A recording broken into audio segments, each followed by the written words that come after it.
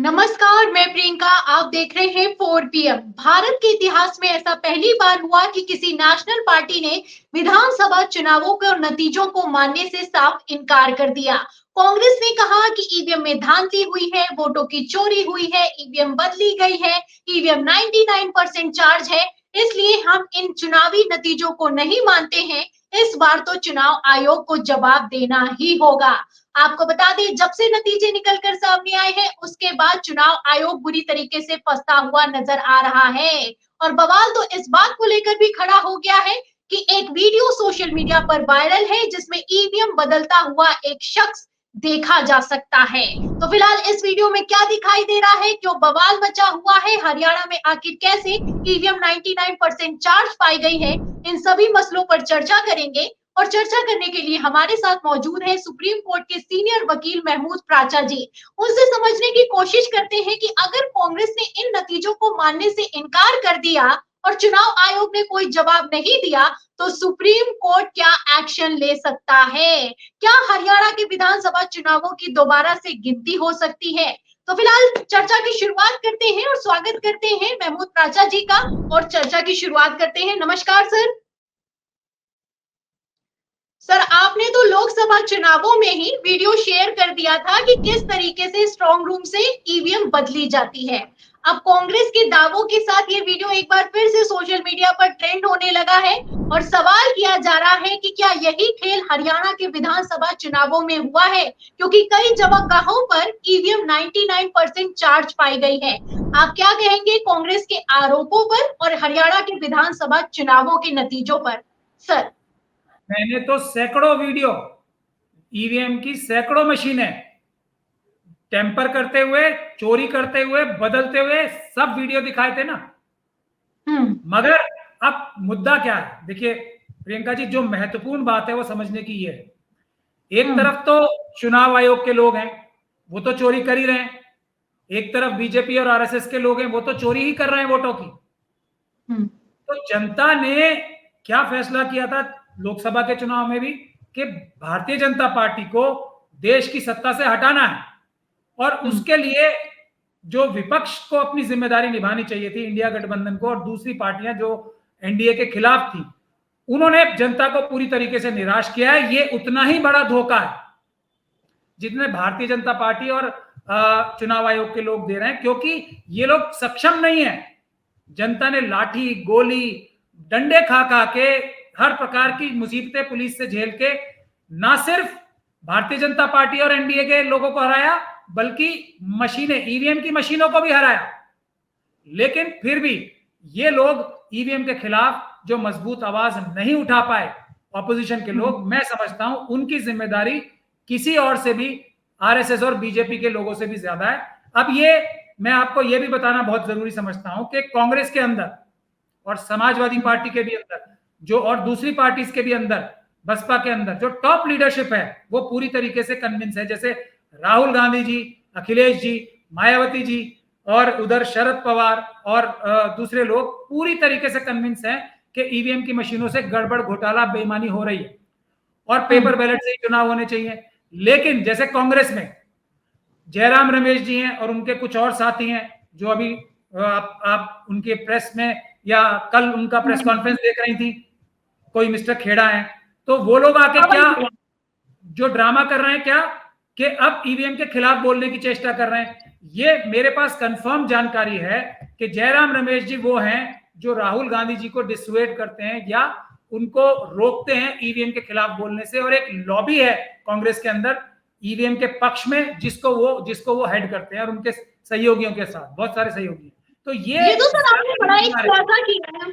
आपने एक ये बड़ा खुलासा किया है क्योंकि कल जब हरियाणा विधानसभा चुनाव के नतीजे आने शुरू हुए तो सबसे पहले आरोप अगर किसी ने चुनाव आयोग पर लगाया तो वो जयराम रमेश है। उनका सबसे पहले बयान निकलकर सामने आया कि 12 से 13 राउंड की काउंटिंग हो चुकी है और 5 से 6 राउंड के अभी डेटा जारी किया गया है। चुनाव आयोग खेल कर रहा है, हमने चुनाव आयोग को पत्र लिखा है। और आप कह रहे हैं कि जयराम रमेश राहुल गांधी को रोकते हैं। सर, मैं वही तो बता रहा हूं ना। अब उससे पहले आप जयराम रमेश जी की कोई भी बात ईवीएम के खिलाफ देख लो। अभी मैं एक और भी एग्जांपल देने वाला हूं। अब जब हरियाणा जैसी जगह पे और जम्मू कश्मीर में भी गड़बड़ हुई है, मैं पूरे दावे और इत्मीनान के साथ कर रहा हूं और उस पर मैंने कार्रवाई शुरू कर दी। जब हरियाणा में तो किसी ने सपने में भी नहीं सोचा था, तब यहां ये हो गया, तो राहुल गांधी जी को अब क्या जवाब देंगे ईवीएम के पक्षधर कांग्रेस के अंदर वाले? तो इसीलिए उन्होंने ईवीएम के खिलाफ ही बोल दिया ताकि उनकी चोरी ना पकड़ी जाए। यह है महत्वपूर्ण बात। और उसकी सबसे बड़ी वजह है, देखिए अब भी इसको मामले को रफा दफा करने के लिए ये एक फॉर्मेलिटी मात्र कर रहे हैं। और मैं बड़ी क्लियरली ये बात बताना चाहता हूं, हम तो कह ही रहे हैं राजीव कुमार जी ने बेईमानी की है। मैं इसीलिए योगेंद्र यादव जी की भी बात करना चाहता था। योगेंद्र यादव जी एक ऐसे व्यक्ति थे जो कि हम लोगों के साथ थे, कांग्रेस के साथ नजर आते थे, लेकिन वो भी ईवीएम के पक्षधर निकले। अभी 10 दिन पहले उन्होंने इंडियन एक्सप्रेस में उनका सेंटर स्प्रेड पे एक आर्टिकल छपा है बड़ी प्रोमिनेंस से, और वो तो अपने आप को सिफोलॉजिस्ट और पता नहीं क्या क्या बताते हैं, लेकिन उनके चेहरे से भी नकाब उतर गया। वो पूरी तरीके से ये कह रहे थे कि ईवीएम की कोई कंट्रोवर्सी नहीं है, ईवीएम बिल्कुल सेफ, एकदम 100% सेफ है, और पेपर बैलेट की बात करने वाले बेवकूफ हैं, ऐसा उन्होंने आर्टिकल लिखा।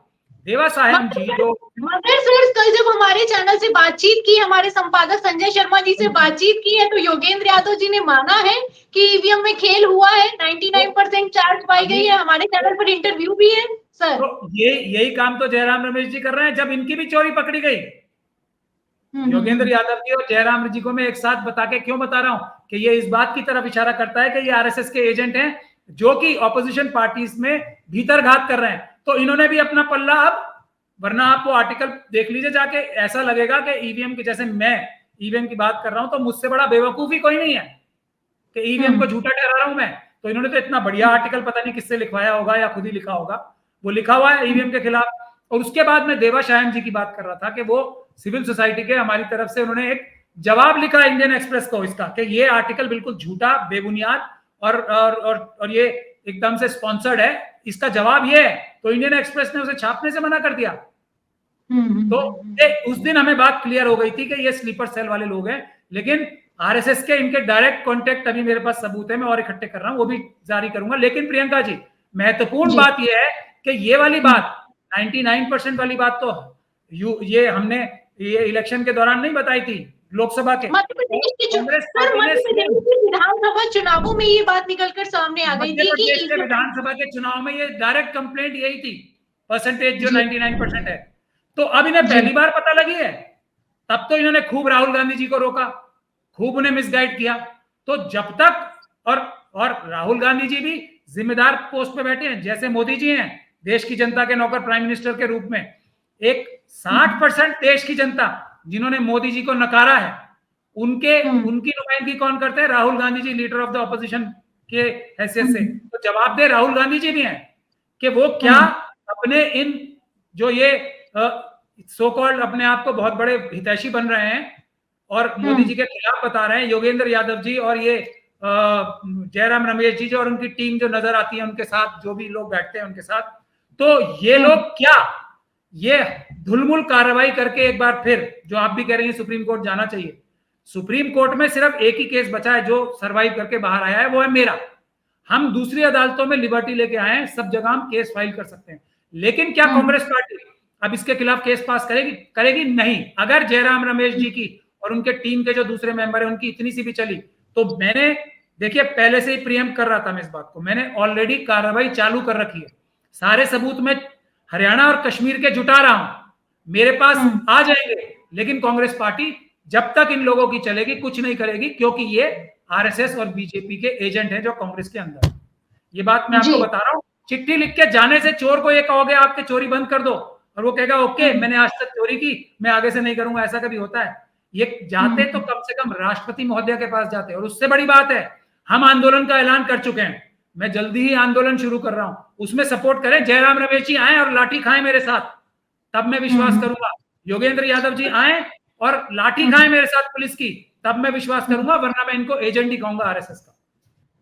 तो ये तो हुई सर, आपने जो आरोप लगाए जा रहे हैं और वो अब क्यों लगाए जा रहे हैं, इसको लेकर आप नाराज दिखाई दे रहे हैं, क्योंकि अगर ये आरोप लगाने थे तो पहले ही साथ में आना चाहिए था। अब जब हरियाणा विधानसभा चुनाव हार चुके हैं तो इस तरीके का खुद को बचाने के लिए इस तरीके के बयान देना, लेटर लिखना, इसका कोई मतलब नहीं बनता है। तो ये तो बात मैं यही समझना चाहती हूँ कि हरियाणा में इस बार क्या हुआ, आपको क्या लगता है? अभी कांग्रेस पे आरोप मत लगाइएगा, ये बताइए हरियाणा में हुआ क्या? ये जो ईवीएम का खेल निकल कर सामने आ रहा है, इस पर क्या कहेंगे? जी देखिए, इसमें जो मेरा अंदाजा है और इसमें काफी हद तक अंदाजा है, तो मैं इसीलिए केविएट के साथ बता रहा हूँ। मेरा अंदाजा यही है कि शुरू में मोदी जी और अमित शाह जी ने यह तय किया होगा कि हरियाणा का चुनाव हम हार जाते हैं। लेकिन जब जो माहौल उनके खिलाफ स्नोबॉल अंदर हो रहा था ना, ये इतना बड़ा एक माहौल पार्टी के अंदर बन रहा था, तो उन्हें लगा कि ये जो है ना, और ये अगर हम हरियाणा का चुनाव हार जाते हैं तो शायद इतनी बड़ी बगावत ना हो जाए पार्टी में कि हमें महाराष्ट्र से पहले ही हमारे को हटा दिया जाए। तो अदरवाइज जो जाना उन्होंने बंद किया था ना, क्योंकि ईवीएम तो उनके हाथ में हमेशा है, ये तो ऐसा हथियार है ना जो चलेगा ही चलेगा। तो वो तय ये कर चुके थे, इसलिए वो जा भी नहीं रहे थे कि भाई बहाना ये दिखाते कि मैं गया नहीं था इसलिए चुनाव जो है हार गए। मगर उन्होंने एसेस किया होगा पार्टी के अंदर उनके खिलाफ कितनी बड़ी बगावत हो रही है, तो उन्होंने कहा कि लास्ट मोमेंट पे, इसलिए ये जो बात कर रहे हैं ना, जो ये मशीनें बदलने की, जो इनको अब समझ में आई है बात, ये सबसे मेजर लेवल से इस्तेमाल किया होगा।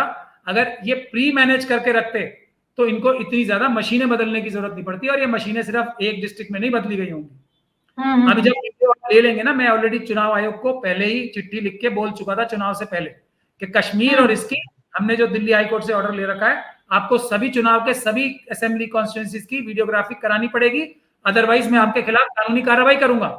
तो वो अब वीडियोग्राफी हुई होगी। अब वो वीडियोग्राफी लेने के लिए मैंने ऑलरेडी आज एक एप्लीकेशन भेज दी है पूरे हरियाणा और कश्मीर के डिस्ट्रिक्ट जो ऑफिसर्स हैं, और सीईओ को भी और राष्ट्रपति साहिबा को भी उसकी कंप्लेंट कर दी है। तो मैंने तो अपनी पेशेंसी कर दी है, मैंने बचने नहीं दूंगा, मैं साबित कर दूंगा कैसे बेईमानी हुई है।